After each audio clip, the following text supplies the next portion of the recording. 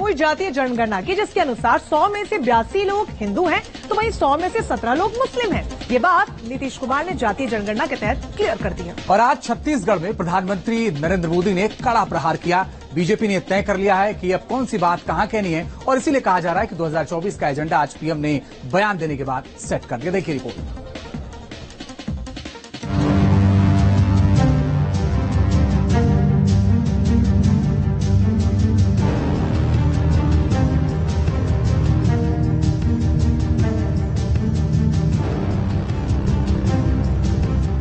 सबसे बड़ी आबादी वाले हिंदू अब आगे बढ़कर अपने सारे हक ले लें क्या?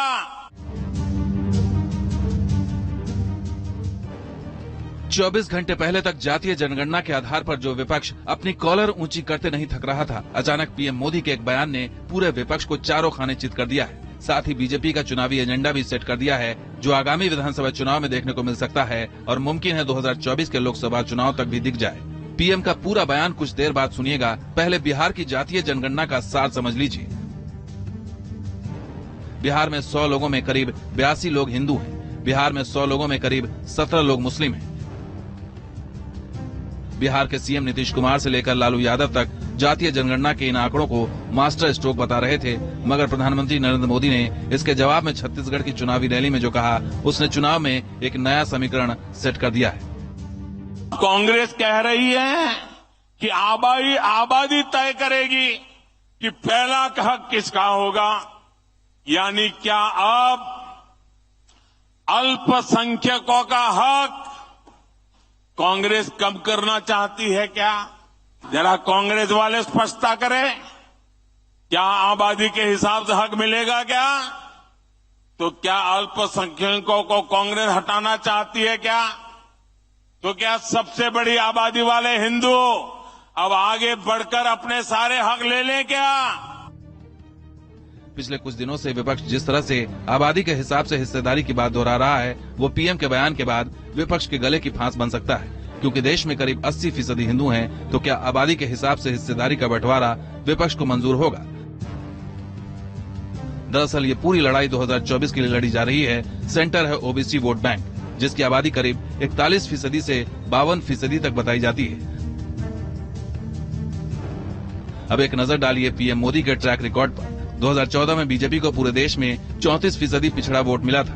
2019 में यह बढ़कर 44% हो गया, मतलब 10% ज्यादा। जाहिर है पिछड़ा वोट लगातार विपक्ष से बिछड़ रहा है, जिसकी काट को कास्ट सेंसस के तौर पर मोदी विरोधी देख रहे हैं। अब आपको एक अलग राज्य में लेकर चलते हैं, पिछड़ा वोट का पूरा माजरा क्लियर हो जाएगा।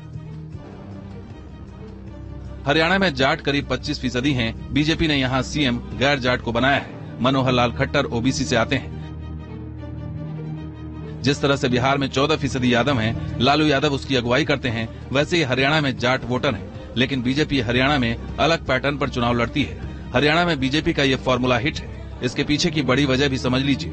हरियाणा में जाट राजनीतिक, सामाजिक और आर्थिक रूप से काफी ताकतवर है। बीजेपी ने बाकी ओबीसी को गोलबंद किया और विपक्ष को लोकसभा से लेकर विधानसभा तक डिरेल कर दिया। 2014 से यही फॉर्मूला बीजेपी देश में भी अपना रही है। बिहार में भी कास्ट सेंसस नीतीश के लिए मुसीबत बन सकता है। क्यों, उसे भी समझिए।